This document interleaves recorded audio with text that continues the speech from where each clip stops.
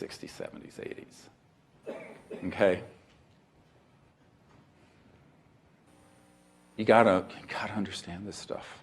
You're not going to know what's going to happen, what's coming, unless you do. Then there are these little lovely experiences, psychotronically induced experiences with AI and also holographic man-made beings, thought forms. So this is in a whole basket of technologies. And about 1956, I met with a man who was, back in 93, 94, was in his 80s. And he was sort of a very much an electromagnetic genius prodigy back then. And he developed a system, couple systems. One was a TAC system, technology-assisted consciousness system, where you could switch it on, hook yourself up to sort of like a headset, and go into a remote view state and see any place you wanted to. That was 56. A front company for the CIA called Alphametric Corporation bought it up and black-shelled it and put it into their unacknowledged exclusive use for certain highly classified. And I'm not talking Ed Dames type stuff. I mean, way past what Ed was exposed to. So those systems were 50s, 56, 57, 58. He also said that they had technologies where at a remote distance, they could target somebody, and this is thousands of miles away if they wished, and give them an experience with a being that 100% would seem real. It's almost like electromagnetic LSD or electromagnetic ayahuasca, but controlled by the intelligence community. So that, and he said, and I'm quoting here, he said, if we want to target someone so that they have a personal conversation with their personal God, Jesus, Buddha, whoever it is, they'll have it, they'll think it's real, and they will absolutely pass a lie detector test that it's real. That's 50s. 60-some years ago. You got to get your mind around that in order to understand people with the intent to deceive have in their collection of tools extraordinary sciences and technologies that are classified. Now, if I had heard this stuff from one person with credentials, I would have questioned it, but it's from dozens and dozens and dozens of people who've been in these companies and in these agencies. A lot of the really high-end work of that is being done in we'll go through a list, E-Systems, Raytheon, EG&G, et cetera, and so on. So that's what you have to understand. And, you know, and the comical term that's used at the CIA by the people I know there currently is WSFM, weird science and frickin' magic. But at Lockheed Martin, at Northrop Grumman, they just call it PFM, pure effing magic. That's what the engineers call it. It just absolutely looks like magic. So that is what we're dealing with. Now let's go to the next slide. And we're going to get into more detail. Is this too much? Are you following? Yeah? Well, there'll be time for question later. So when you look at the covert intelligence community's USAPs, you have to divide them into two general areas. You have advanced physics, and these are things that you can think of that are very 3D, 4D, ARVs, electromagnetic devices, programmed life forms that are robotic creatures that are bio-nano genetics. By the way, the state-of-the-art lab for that is Dulce. Cannot get to it by being anywhere near Dulce. There's a connector from Los Alamos underground and also some other UGBs. We'll get into that in a moment, where the underground system is connected. But these are the ones that are really where the action is, trans-dimensional physics, both passive and active. Now, the reason I divide these into passive and active systems is that the passive systems are for intelligence gathering and spycraft. The active systems are for disruption and staging things. Does that make sense? So as we look at these passive systems, you're looking at the sort of things that if you were to develop electromagnetic interdimensional spycraft and it's way past PRISM or the Monroe Institute. When I say way past, way past. PRISM was the Snowden revealed NSA eavesdropping thing. Those are using electromagnetic linear.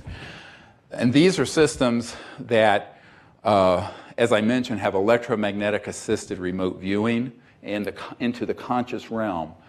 And those allow spycraft to take place free of any tap or electromagnetic monitoring of telecommunication, what's called signals intelligence. Not necessary. And this is why everyone who works with me, when they first start working with me, they go, oh, we need to send everything encrypted, and we need this, and I said, don't bother. By the time the thought has left your cerebral cortex, it's been grabbed by these technologies. Now, one of my military advisors for many years was a naval commander, and he, back when the White Oaks Naval Facility was operative, it's closed now in Maryland, he saw a device that was called a white noise space-time electromagnetic extraction system. And what that was is that it was a device that could target anywhere, any volume of space, say the volume in this room, and say the device is there near Bethesda in Maryland. They could target the volume of this room and monitor anything going on now or that happened here last night, 100 years ago, 1,000 years ago, 1,000,000 years ago, 1,000,000,000 years ago. It's called the white noise of space-time. The mystics call it the Akashic record. So encoded within the fabric of space-time is everything that has ever happened is still there as a standing energy waveform that can be extracted by this system. And that was in the 70s, and it had been fully operational long before he got there. Called the white noise space-time extraction. Okay, do you understand what that is? So yeah, so it can target it, but it's actually pulling events and information and intelligence out of the structure of space-time and can target any volume anywhere. So this is why I say, Snowden, I told his lawyers, don't, he made a very big mistake disclosing lame stuff like PRISM and the conventional NSA fiber optic going into Google and Facebook. The big action is this stuff. And that's why anyone who wants to work with me, I say, forget about encryption. Forget about secrecy. Ain't gonna work, because if you had $1 trillion, you couldn't frustrate these systems. Now, and then there are others that have been developed or they're trying to develop, so-called Project Red Light. That's based on studying extraterrestrial communication devices that can also look into the future or get a sense of future events. Those are in development and are less precise, but that's only because all future events are only probabilities. So let me explain what I mean by that. Everything that we think and do at this moment is changing the future. And so if in this point in time you see an event in the future, by the time you've seen it, if you've shared that information, it can change that event. Does this make sense? So now it may have a 95% likelihood, it may have a 99%, it may be a 80%, but it's not going to be 100%. The ones looking in the real time now or backward, like the white noise extraction systems, those are extremely accurate. Okay, so those are all passive systems that, and there are many others, that have been developed since the 50s, 60s, 70s. Certainly by the 60s and 70s, these were all fully operational. Okay, so you're not going to learn this in your physics class or your government class at the college here, but you'll learn it today, and I'm telling you the truth. Now, these are worrisome just because they're very unacknowledged special access project spy systems. These are where my bigger concern is. And these active transdimensional systems deal with the ability to perturb or induce phenomenon from other realms and dimensions. I mentioned that a moment ago, where they could set up an electromagnetic vector into another dimension and cause a phenomenon to take place that would not only fool everyone, but could be very injurious to the Earth. One of these systems, I've been told recently, has been deployed in the past to be set up over certain tectonic fault lines to induce earthquakes and earth changes. And these are actively being deployed. Very dangerous game being played. This is why these events coming are going to be not just natural, but man-made and natural. Keep that in mind as things start unfolding. They're in the hands of some of the worst elements possible, which is why I said 25 years ago, the disclosure of this subject and getting these technologies under the control of conscious, ethical people is of the utmost importance to the human future, and it is an existential crisis that it is in the hands of the people it's in. They have had the ability to do teleportation since the 50s, maybe 40s. You've all heard the Philadelphia experiment. It wasn't actually in Philadelphia, it was in Rhode Island, but that was a cover story. But the long story short is the ability to cause an object to switch and fall out of one point in space and appear at another. That has been done fairly recently with particles in physics. It's been reported in mainstream physics journals. But what you need to know is through very high voltage and electromagnetic frequency field systems, it began to be studied and practiced and experimented with in the 40s and 50s. One of our disclosure project witnesses, Fred Threadfell, was up at a base up in Canada that was a classified Air Force facility where they had this big room, and it sounds so prosaic, but they had an ashtray.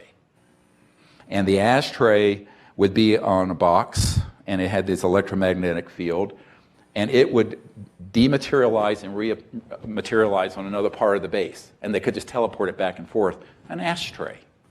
That was in 1953.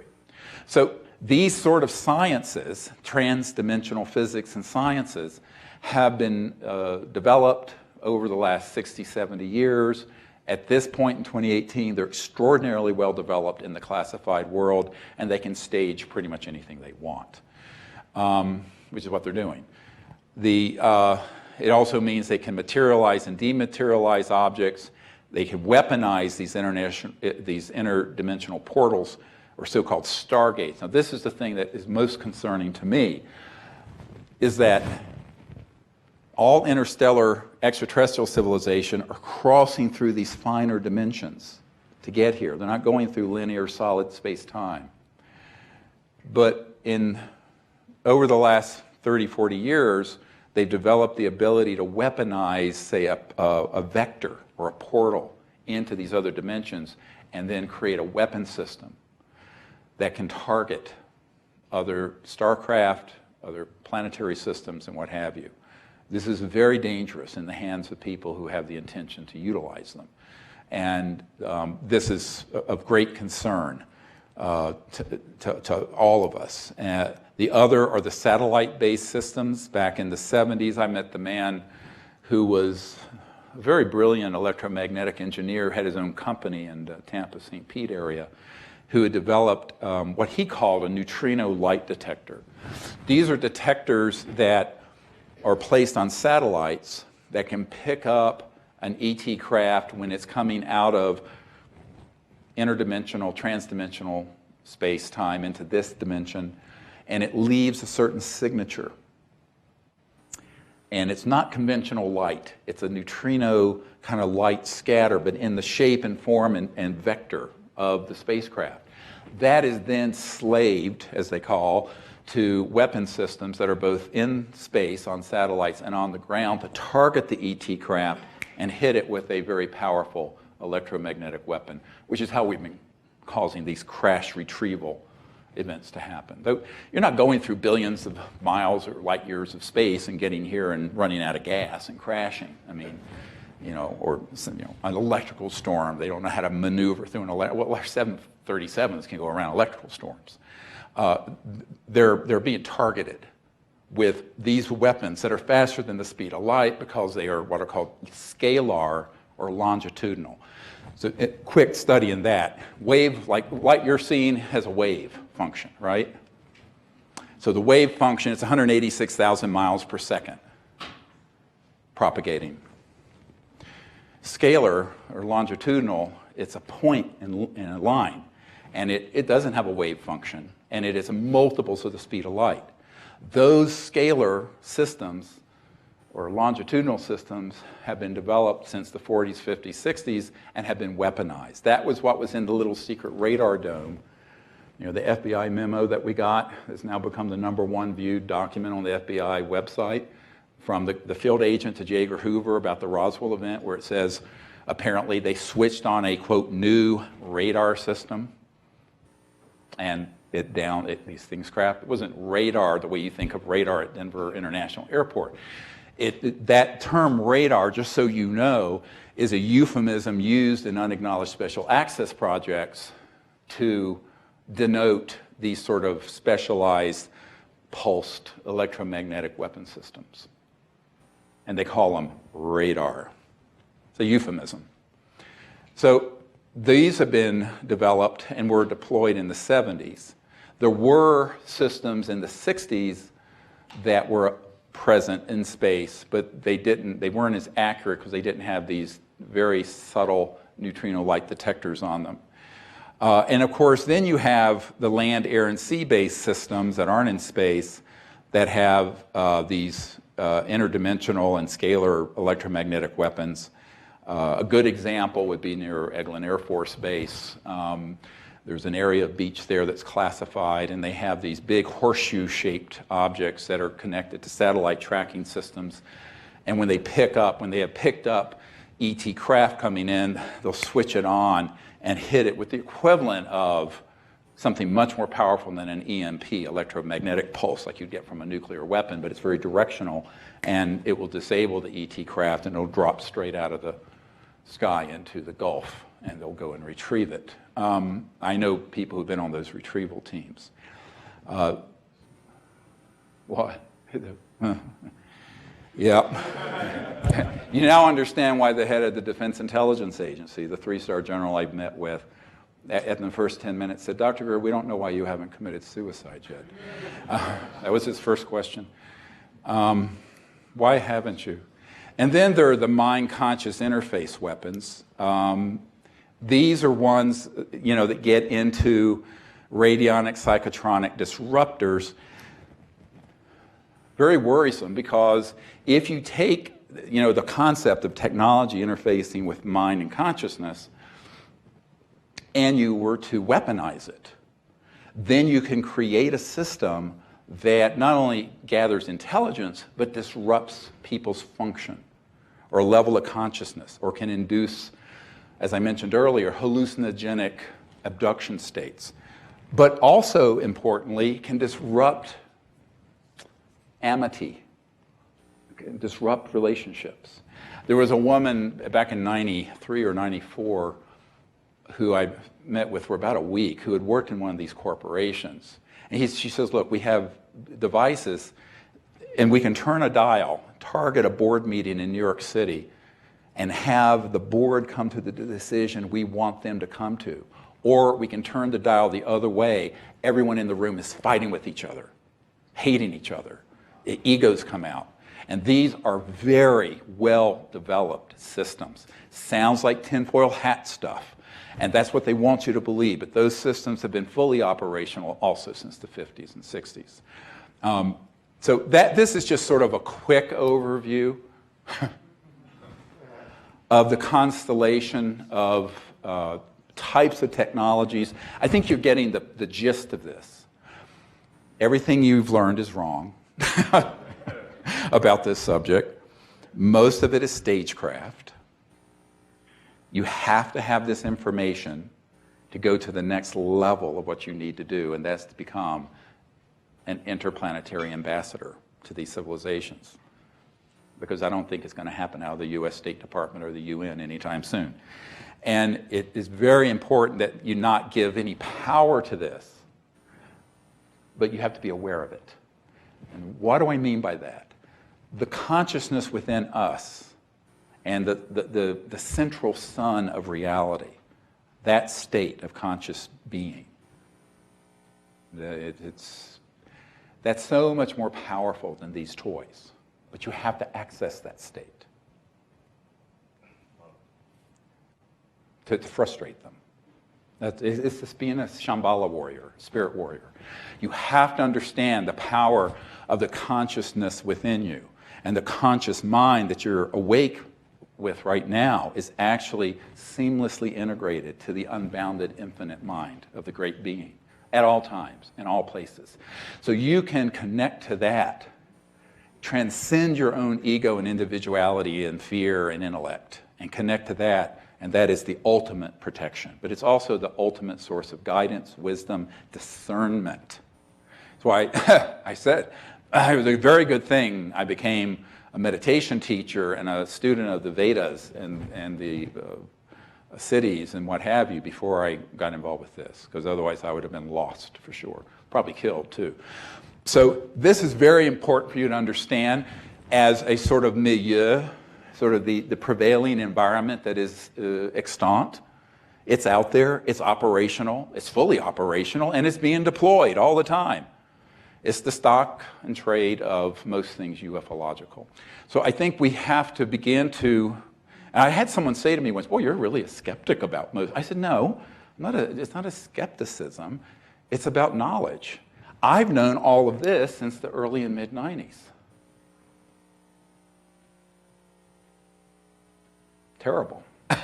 Well, and of course, what do you do when you're meeting with a politician? And I had dinner night before last before I flew out here with one of the main editor of Politico and a former ambassador under Bill Clinton and some people in D.C. I have a home in D.C. and I meet with a lot of these kind of folks. And you're trying to bring them up to ET and UFO 101, that they even exist. But they need to know this. But they don't. And it's a huge learning curve. It's vertical. And all of us have got to go through this learning curve very quickly so we don't get fooled again. Imagine this constellation of technologies being deployed to simulate an alien attack, simulate abductions, mutilations, and as Dr. Altshuler, who is a wonderful man who lived here in Denver, I'd stay at his home, and he was remember the Snippy the horse, the original mutilated animal thing? That was him. That was the doctor who researched that in the late 68 or something. He says, "Oh yeah," he says, "I discovered those were covert paramilitary programs doing those back in the late 60s. Nobody would listen." I said, "Oh yeah, of course they are. We know how they're doing it and why they're doing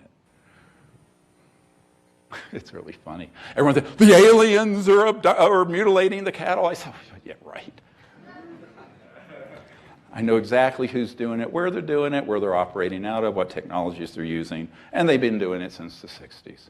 Now, to the hysterical public, the aliens are mutilating our cattle and women folk, and they're doing this and they're doing that. I'm going, yeah, well, they're alien, but they're not extraterrestrial. Go back to the previous slide, and you'll see alien is a catch-all. So what part of this is extraterrestrial? What part of it is interdimensional? What part of it innately interdimensional? And what part of it is man-made simulators using very advanced technologies that who knows how many trillions of dollars, at least $8 trillion in one Michigan State University study recently, $21 trillion in covert money have gone into. Our entire national debt, by the way, would be all set if we could claw back the $21 trillion that have been embezzled into these projects. Yeah. So it's a lot of money. And with it comes a lot of technology and a lot of brilliant people. The smartest people I have ever met on this planet that are not ET have been people who have been identified in high school and college and pulled into a USAP, Unacknowledged Special Access Project. IQ's 200 and north. I mean, just geniuses. And what a waste. Because they're spending their lives working for these fascists who have an agenda of World War III being interplanetary, just as Wernher von Braun warned on his deathbed. So if you take all of this in the aggregate and realize that people say, when is the false flag going to happen? I said, well, that started in the 50s. The false flag operators started in the 50s when they developed alien reproduction vehicles, gravity control, then started doing stagecraft simulating and ET encounters that scared people, et cetera and so on, 50s, 60s, 70s, 80s, 90s till now. It's all been part of an acculturation and brainwashing and counterintelligence so that people, when they're ready to hit the button, bang, would say, we'll be convinced that whatever that is an actual hostile alien invasion. That's the basis of it. Now, you've all heard that President Trump recently called for the formation of a space force. And, all right, now, wait. I'm a little long in the tooth, or getting old. I'll be 63 next week, terrifying idea.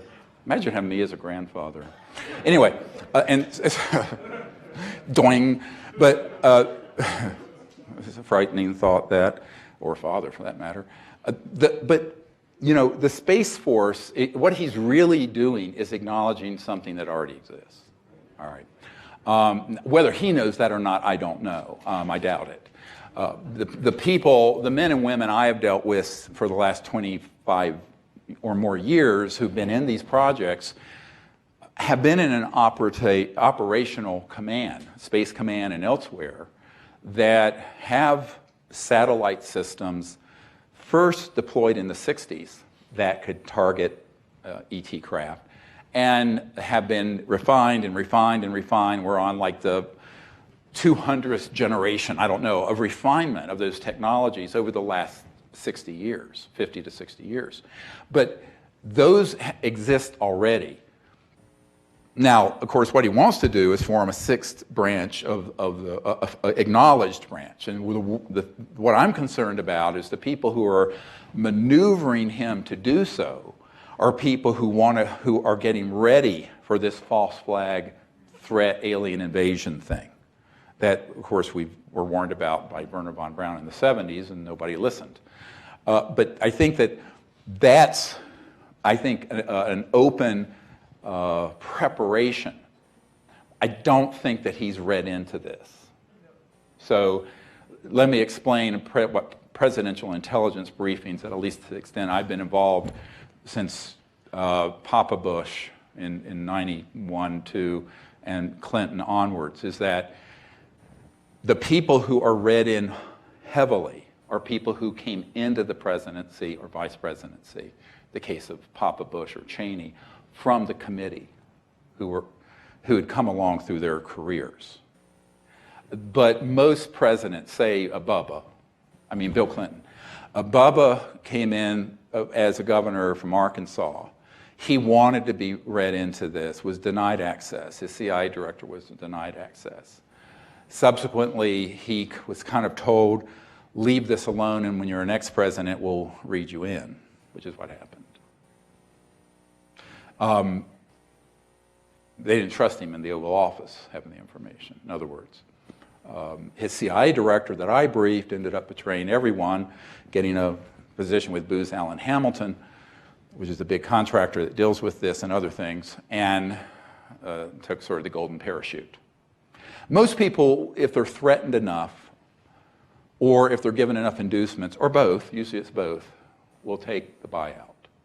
In 92, the head of Army Intelligence offered me personally $2 billion with a B dollars to defect.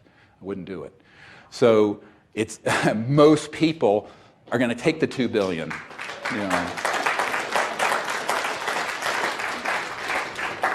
But I think, I always say, what all this boils down to is integrity, and courage. And you got to have both. And the courage is a lot to ask for from a politician. never mind integrity. But they know that, the people who are on the Majority Intelligence Committee that handles all this. There are dozens and dozens of unacknowledged special access projects that deal with this. They are sort of silos. For example, the gentleman who recently came forward, he was given baseline clearance, it's called, across 18 of them. But there, out of 6,000 people, there were only 3 people that had baseline clearance across them. So they're usually very, very compartmented, isolated. One of the things that he shared with me, which was very interesting, is the fact that there's a facility near Lawton, Oklahoma, near Fort Sill, where there's an underground base that has these, one of the spacecraft that was downed apparently in the 80s or 90s, that is being studied to figure out how it cloaks. And he has seen that facility. There's also a facility that where we downed an ET craft outside Seoul, South Korea, and they had to bore a huge facility into a mountain, and there's an ET craft there. There's a facility in Irvine, California that looks like an office park, but you go way underground, and there's a facility where they're studying the extraterrestrial bodies. There's all kinds of facilities and operations, some of which I knew about and some I did not. And what was fascinating to me is that this man had been in the Army as a career person, retired, and then got rehired as a civilian, and then, and only then, was read into these projects, and he didn't even know what an unacknowledged special access project was. But when he saw this movie, he went, this man knows what he's talking about. So he was pulled into what's called the TMO, Technology Management Office of the Pentagon. Let's go to the next slide. And this is a couple of this is by no means comprehensive. I just wanted to give you an idea of where some of these facilities are, and kind of where they're, how they're structured. There's an entire Edwards base and related facilities on the left here, Edwards Air Force Base in the high desert of California. And you have these various, Haystack Butte is a specific place that has an underground facility underneath that, China Lakes. George Norton has been decommissioned, Tabletop Mountain, and Blackjack Control. Interesting, Blackjack Control is at Edwards. The top secret document that's the National Reconnaissance Office, which is the office that runs all the super secret spy satellites, mentions Blackjack operation, but Blackjack Control, and that's out of Nellis, so-called Area 51, although it's not really called Area 51. But Blackjack Control is actually at the Edwards facility. Now, what you need to know is that you can go into an underground connector at Edwards, and I know people who have done this in their jobs, connect to an underground tunneling system and surface at Nellis. All right? So Bing.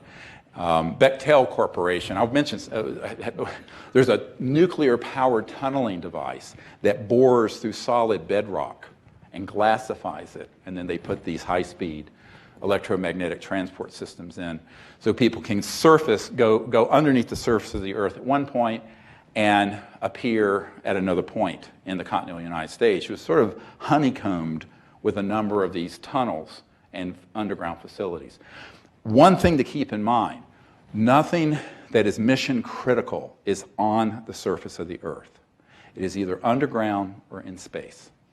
If it's above a nuclear blast zone, surface of the Earth, or an asteroid hit level of the surface of the Earth, it is not critical. Or if it's critical, it's got a mirror facility underground. That's what the COG is, continuity of government. You know what that is? COG? No.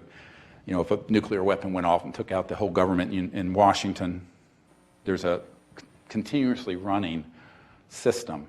It used to be in Mount Weather, and it's near there now. And actually on 9/11, Senator John Warner, who's on this committee of the Majority Intelligence Committee, was taken by intelligence community agents and taken into an underground connector under the Capitol and whisked out to Mount Weather on an underground system on 9/11 because he was a critical asset. I mean, the rest of the senators weren't, but a couple. but the ones who are on the committee. And then you have aerospace facilities that are at Edwards. You have the Northrop's Ant Hill Teton Ranch, McDonnell Douglas Llano plant, Lockheed Martin Hellendale plant, Phillips Lab. These are all facilities where ARVs, so-called alien reproduction vehicle, man-made flying saucers and triangles are made. You all have heard of the Nellis complex. It's called Area 51, but it's actually areas S4, S12. Pahut Mesa and Area 19 are key. Pahut Mesa is a mesa, and underneath is where the state-of-the-art research lab is studying extraterrestrial materials are located, and Groom Lake, the test range out on that Area 51 site. It's really called the Nevada Test Range. In New Mexico, you have Los Alamos National Laboratories. They have a compartmented operation that deals with this, but more importantly, a member of my team for many years who's a senior engineer at Los Alamos, and he was in the locker room, and he was hearing some men talk about the fact they had just come back out of Dulce through the underground connector. So Los Alamos has an underground connector system to the Four Corners area. Now, a lot of people have gone there, like UFO hunters, and they go, there's nothing there on the ground. Well, no, there isn't. There's no egress, there's no access, there's no regress. It's all through underground elsewhere. But it's in that area. And that's where a lot of the PLFs are made, programmed life forms, the so-called aliens, the ones that are running around. It's where we grow them, is out there. Which is why they were getting a lot of the raw materials from all the cattle they were mutilating in northern New Mexico. You know this story? Oh, well, we could go on for days. But anyway, so that's the Los Alamos and Dulce complexes. You have Kirkland Air Force Base, of course, has had a historic connection, but Sandia National Lab specifically has studied this issue. And the Phillips Lab facility, Manzano Mountain Weapons Storage Facilities underground, Coyote Canyon Test Site, and then, of course, this White Sands is actually a separate New Mexico facility. White Sands is its own facility, quite far away from Kirkland. That was graphic was a little mistake in there. Go to the next slide, and I'll show you some more. Is this interesting to spy on all these? In Arizona, I've had some people, a couple people, a recent man just contacted us who had worked at that facility. Years ago, a gentleman who had been in the underground facility there had worked in the compartmented operation where there were 9 separate ET spacecraft that over the years had been taken there, and then they had an underground morgue for all the ET bodies, all the ETs that we had, of course, killed, and were in storage there. So that Fort Huachuca is actually also an NSA facility in Fort Huachuca, Arizona. It's near Tombstone, ironically. All these dead ETs and craft there. It's also Army Intelligence Headquarters. It's at Fort Huachuca, way out in the desert. And there are others, of course, out in this Cheyenne Mountain. The Colorado Deep Space Network here in Colorado has a significant research. And there's an Air Force base connected underground out further east. I'm blocking on the name. Yeah, Schroeder. That is very connected to this program. You have the Lawrence Livermore Labs in California, Pine Gap facility in Australia. They're both Magic and Australian, but it's really run by U.S.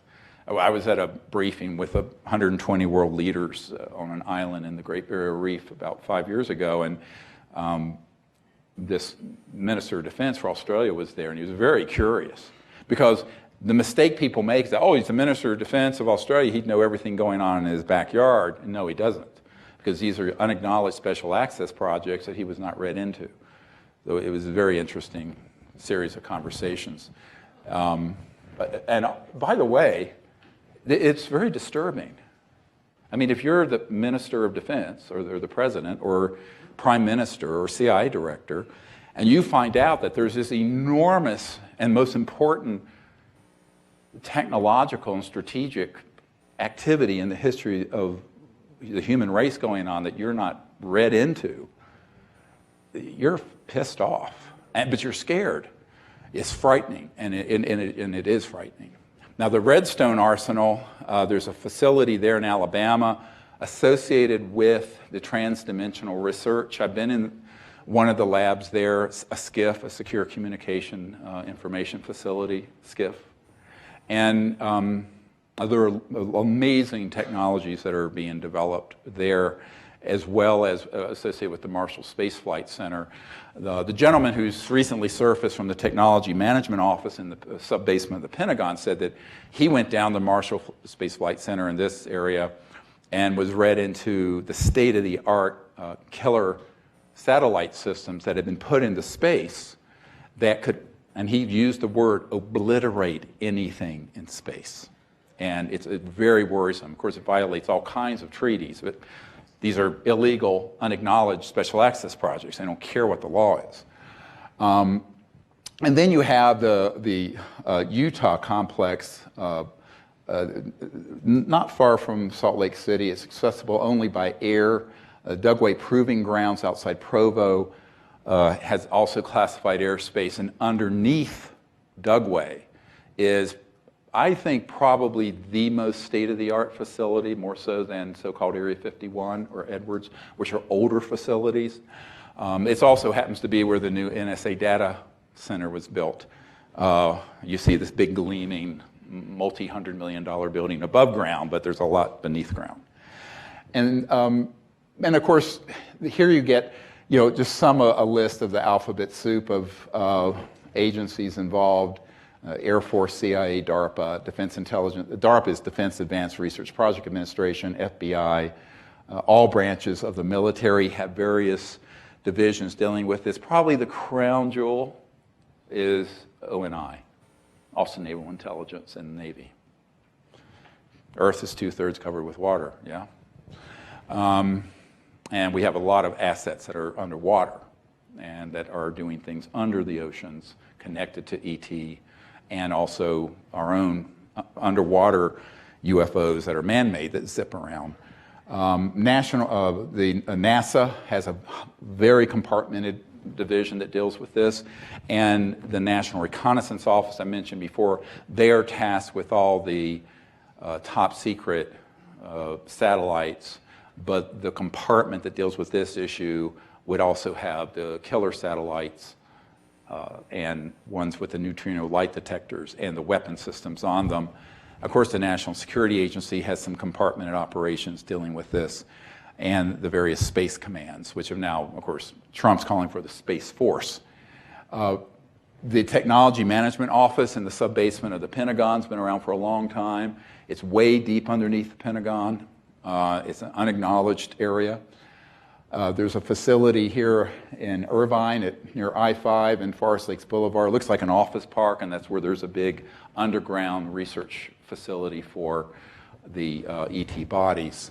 And I mentioned this underground base near Fort Sill, Oklahoma, where there's an ET craft being studied for its cloaking or materialization, dematerialization abilities. And then I mentioned before Seoul, South Korea. The Research Triangle Park in North Carolina has an Army Science Research Center there, Dr. Rayburn Scott and others. What's interesting about that is that, people don't realize that the Research Triangle Park, North Carolina, is the highest number of PhDs anywhere in the world. And there are a lot of classified facilities in that area, in my home state.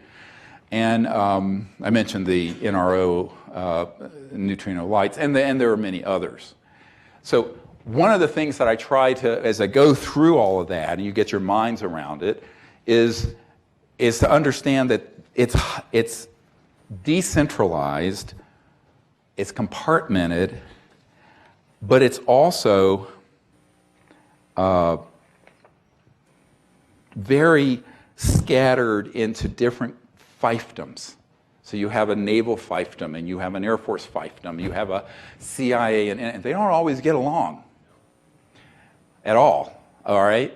And then you have, let's go to the next slide, the corporate fiefdoms, sort of feudal warlords. And this is where you get into, of course, a whole lot of companies that you've heard of, some you may not have. BAE Systems, this is British, but they are very involved. BDM Corporation. Bechtel does a lot of the underground basin contracting for these facilities, construction. I actually have met Stephen Bechtel years ago. Booz Allen Hamilton, that's who the contractor was that Snowden worked for, that, you know, and then CIA Director Woolsey that I had briefed ended up becoming counsel for. But they are very involved in the ET research area. Boeing has a compartmented operation. EG&G, which has a plant on the edge of the Nellis Range. They do a lot of in fact, the early anti-gravity craft that we built that were man-made were EG&G. This one. E-Systems, which is now part of Raytheon. The brothers, I knew the executives at E-Systems, and they were telling me about the kind of technologies they had that had to do with these electromagnetic weapon systems and mental interface and all kinds of transdimensional systems. And the two brothers that had founded E-Systems were not getting along, and so rather than let that split apart and have the box open up to the public, Raytheon bought them. Lockheed Martin, they have various facilities, including in the Denver Research Center here, has a component that deals with the extraterrestrial research. It's compartmented. McDonnell Douglas has become part of Boeing. MITRE Corporation, North American Rockwell, Northrop, Phillips Lab, Raytheon, TRW, and many others. All these corporations have a piece of the pie, and they get, for example, I know a man who was an auditor for the US government looking into Northrop Grumman's books, and there was a huge amount of unaccounted for spending. And he was told, this is a need-to-know basis. You don't have a need-to-know, so he basically just rubber-stamped the accounting. So what happens is that the money is run a little bit like a mafia. Now, not on this list, and it could be another list, are affiliated criminal enterprises. Okay, call them ACEs. They're just affiliated criminal enterprises. And these ACEs are ones that deal with the movement of drugs around the world, weapons, arms merchants, things of this sort, so weapons of mass destruction, things like this. That's real. It's not a conspiracy theory. The day before I was going to brief the head of intelligence for the Joint Chiefs of Staff, I was asked to go to a meeting in Crystal City, right near the Pentagon, with a former member of Congress who was one of George Bush Sr.'s consigliares, I mean, one of his real advisors, but a man who also had, I should have had on this list, SAIC, Science Applications International Corporation. So he was an executive with SAIC, Science Applications International Corporation. And he told me, he said, "Do you realize how dangerous this group is?" I said, "Yeah, I'm quite aware of it." And he said, "Well, there's an army," this was back in '97, 21 years ago. There's an army of about 8,000 men that do nothing but move contraband and drugs around the world in classified airspace and classified aircraft. And we have already killed 2,000 of them, 1/4 of them, for minor suspected security breaches. He says, and this is why this guy had just retired and gone to France, this SAIC executive. But it creates an enormous cash flow because the global drug trade sort of rivals the oil trade, but except it's not on the books. So you have black money from the US government that goes into these projects from every, not just the military intelligence, Homeland Security, CIA, but also from HUD, as Catherine Austin Fitts and others have described.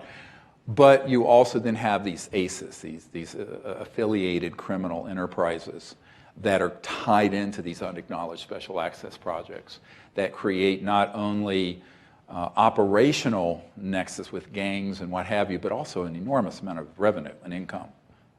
Extremely dangerous. So he asked me, he said, aren't you concerned? I said, well, yes, I know about this already, and I know an investigator who had uncovered there in California, there was a Marine officer who had spotted at like 3 or 4 in the morning one of these covert flights coming into a base, and unfortunately saw that they were unloading large amounts of drugs, and he reported it and ended up being killed, made it look like a suicide. But I said, this was, you know, I know this goes on and has been going on for decades, but it creates an enormous amount of untraceable black money, black budget money. So those are even more shadowy than these outfits. And unfortunately, the public is, you know, one of the reasons, in my opinion, as a public health concerned medical doctor, that drugs are illegal is that they want to maintain the monopoly from these criminal enterprises. Because every study has shown that criminalizing drugs of any kind is actually counterproductive, but of course it makes it very expensive and very exclusive for a certain criminal element, which would redound to the benefit of the darker end of this operation. So this is sort of a quick 2-hour trip through the classified world, the facilities. There's certainly much more information.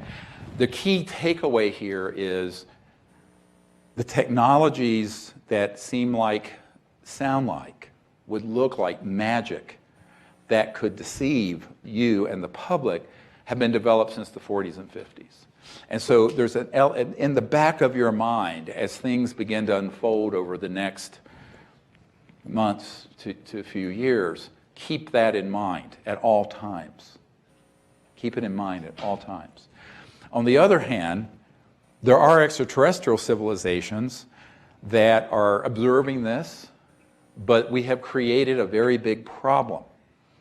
And I don't often talk about this, but this is something that certainly those of you doing the Close Encounters of the Fifth Kind initiative, which is our ambassador team that goes out and makes peaceful contact with these civilizations, needs to know this, is that these civilizations do want to interface with us, but they're likely to interface with us most in these other dimensions, because when they come into 3D, they are tracked, targeted, and hit.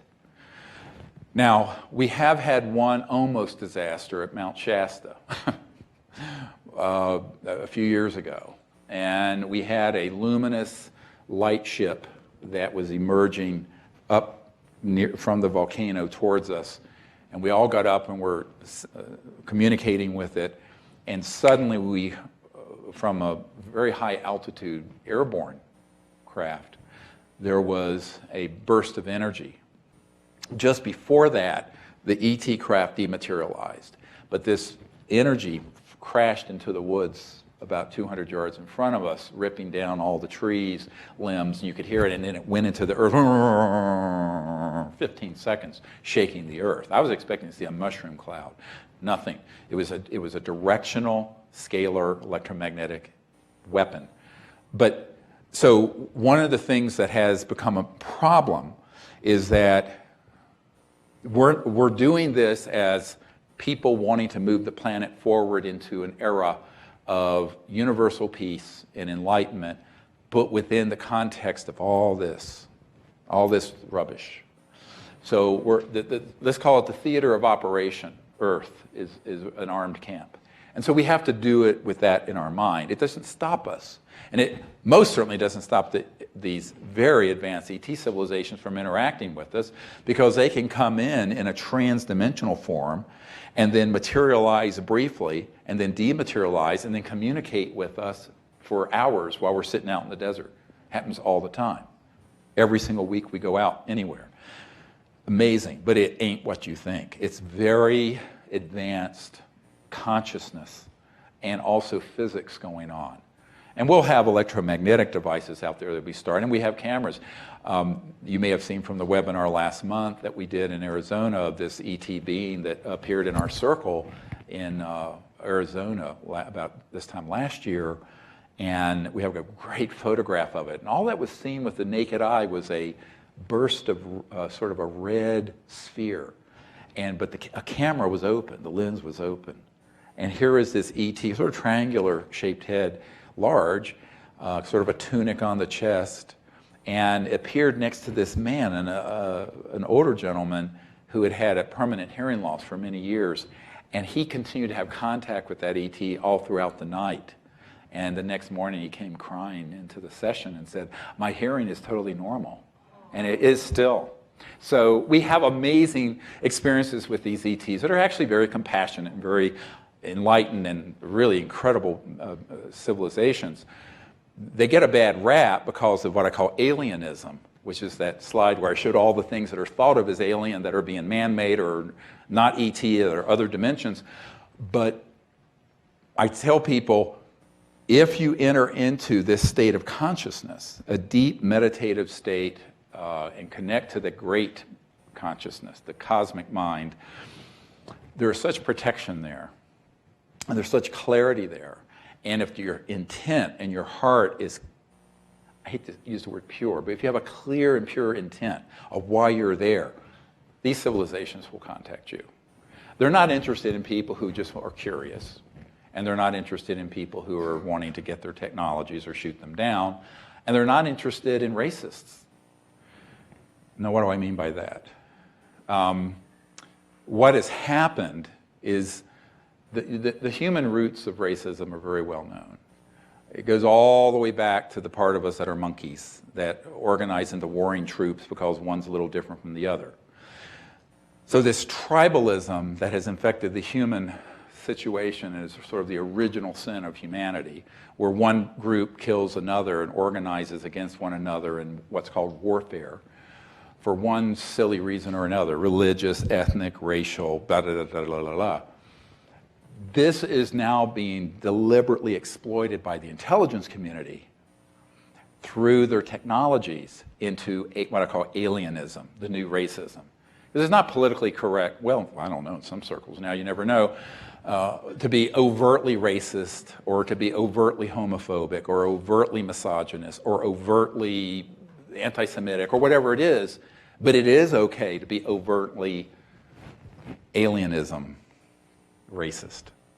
And so the interplanetary racism is what they're developing to replace the planetary racism and tribalism.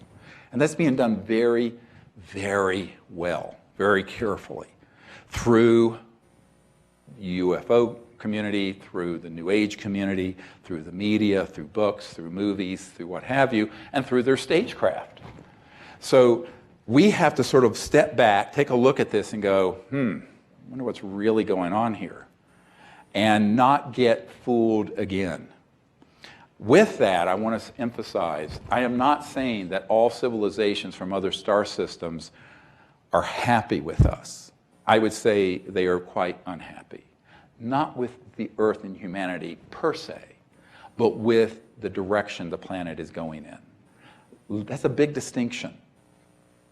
Because when we first started detonating atomic weapons and then developing these other classified, faster than the speed of light weapons and deploying them into space, this became an existential threat to them. To them. There are planetary systems out there that are interplanetary in their capabilities that don't even have a concept in their bioevolutionary track of war or murder. It's just not there, like we do from monkeys. So we have to understand that if you were to look through ET's eyes and step out into space and look at the last 150 years or 100 years of this planet, where we've gone from muskets and what have you to thermonuclear weapons and other weapons, and now these USAPs that have these amazingly advanced but potentially interstellar reaching weapon systems, you could understand why they'd be less than amused. Now, this is not to say, don't conflate this as a simplistic statement. It means that there are civilizations out there that are providing a check and a balance. And also they have a plan, another whole plan that's called Plan B. And that is in the event that we cannot get this planet under control and moving on to a level 1 civilization, as Michikaku calls, a peaceful civilization that's not destroying its biosphere, that could be universally at peace on Earth and peace in space, then, and things fall apart here, then there would be the mission to planet Earth to help put it back together.